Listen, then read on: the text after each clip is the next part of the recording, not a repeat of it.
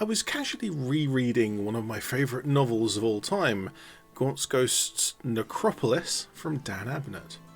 And I noticed there are quite a few references to a mining tool called the Axe-Rake. This tool is quite an important symbol for the Verghastites, the locals of the planet of Verghast. There's one of the hive cities in the background there. And it even features on the Vervunhive commissariat symbol in place of the usual eagles. And that's before the Siege of Vervunhive. During the Siege of Vervunhive, many of the scratch companies, the civilians that take up arms to defend their home, use axe rakes as well as other captured weapons and illicit gang weapons and anything that comes out of the woodwork in such dire situations. And after the siege, when many of the scratch companies were consolidated into the Imperial Guard, particularly into the Gaunt's Ghosts regiment, the Axe-Rake became a symbol for them, and with the ghosts it formed a part of the Verghast cap badge. Now, you watching this video at home might have noticed that I've talked about Axe-Rakes for all of this length of time, and I haven't actually shown one. And there's a good reason for that. There's never been a picture of one. In fact, if you root all the way through this book, you won't even find a description of one, only its use. So hi, I'm ED-SKaR, and I'm going to look at the Axe-Rake and try and work out what it is and what it looks like, and maybe see if I can create something that the Gaunt's Ghosts fans can use. And my first port of call is something that a lot of people have actually mentioned before, and that is this Axe-Rake featured on the Warhammer 40k fan, wiki and lexicanum, mentioning that it is favoured by the Ashen Circle of the Worldbearers Legion during the Horus Heresy. So, case closed, right? The Axe-Rake is a slightly odd looking chain axe, but I'm not so sure. The Axe-Rakes from the Gaunt's Ghost series is a mining tool, and a chain axe, whilst a brilliant battlefield weapon during the 30k era, isn't going to be very effective as a mining tool. It would shatter its teeth almost immediately against rock. And there's also over 10,000 years separating these two items that just happen to have the same name. And so many of the Gaunt's Ghost fan community, myself included, find it quite unreasonable to assume that this battlefield Axe-Rake from 10,000 years ago is the same thing as the mining tools used on a hive city in the middle of the Sabbat World cluster. That means that someone in the fan community is going to have to design an appropriate Axe-Rake that can be used with Gaunt's Ghost models. And as the old saying goes, if you say someone should, that someone is you.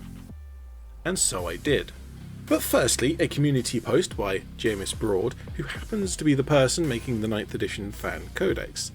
And this forum discussion, I feel, is an important part of the process. Even if I'm the one making the Axe-Rake, I should bring in other fans' point of view.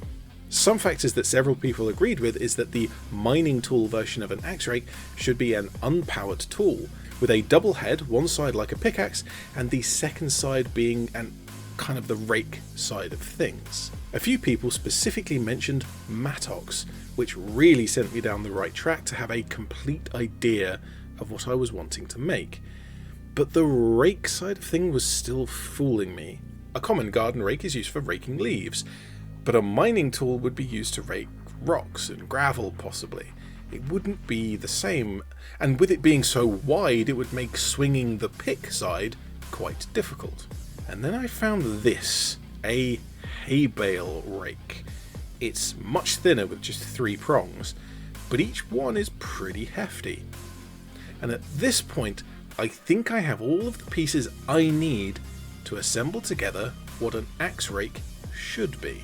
And so I booted up Fusion 360, my 3D modelling software of choice, and I got started. I did want to have an axe handle shape rather than a straight pole, and so I used this Jersey axe to inspire the shape. It is a slight hook on the end so that you can swing it with great force two-handed. And in that direction is where I added the pickaxe spike, as the pickaxe spike will be swung and the rake side will not be. I fiddled with the mounting of the kind of wooden handle to the metal head for a little bit, and then I tried to recreate that 3-pronged rake. which went fairly well, and Jameis gave me some direct input while I was doing this to shape things into the final idea. And so here, after a few hours of consideration and hours modelling, I have my Axe-Rake modelled up. Given another few hours to 3D print, and here it is, a physical version. Isn't modern technology wonderful? So naturally, I need to make a whole model to go with my Axe-Rake. So into the Bix box I went to find Gol Kalia. Gol is a pretty big chap, a miner of many decades, and the most famous user of the Axe-Rake in the books. As this is a quite important model, I was quite happy to use my last Victoria Miniatures torso and cloak piece. Add in some Cadian legs, some Catagen arms, although I did have to hunt for a right hand to convert to hold that handle. And that meant drilling out the hand bit by bit until I could bend the thumb without snapping it. Once drilled out, I cut the wrist and glued it to the Catagen wrist. And I also needed a suitable head, one with an eye patch that Soric wears. This piratical head suits, but that hat kind of doesn't. And so I scalped this other model to move a beret over to Kalia. Now to paint the model up, and my usual Tanith paint scheme applies pretty much universally here, except for the Axe-Rake. Dark brown base coat, and then some thin free-handed lines to represent the wood grain, which are out of focus naturally, but trust me, when it's all done, it'll look pretty good.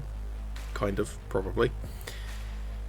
I used a tan and a black for the wood grain, and then over the top of that my standard ink glaze wash concoction to filter the whole piece as if it's an old worn wooden tool handle. The head of the Axe-Rake got some simple metallics, and the rest of the model got all of the rest of the paint. Grey highlights on the uniform, spotty camo, Caucasian skin. I suddenly realised that I had forgotten to give him the straight silver that all of the Tanith have. And as Kalia will be an officer in my army, he'll also need a pistol. Thankfully I have some airbrush primer that can be applied with a brush, so just paint these up quickly and stick them together. And there, after all of that work, is my model completed, speed painted, and ready for the tabletop. So what do you lot think? Have I done the Axe-Rake properly, the mining tool from Vervunhive, a symbol of the miners and the defence of the hive? Comment below about any related questions you have, and my guess unrelated questions as well. And in the description you'll find a link to my Cults 3D page where you can purchase this very Axe-Rake for the princely sum of, I think 47 pence is the smallest sum I can put on Cults 3D, and so it will be that. It's not much, but it does go to support me in at least some small way.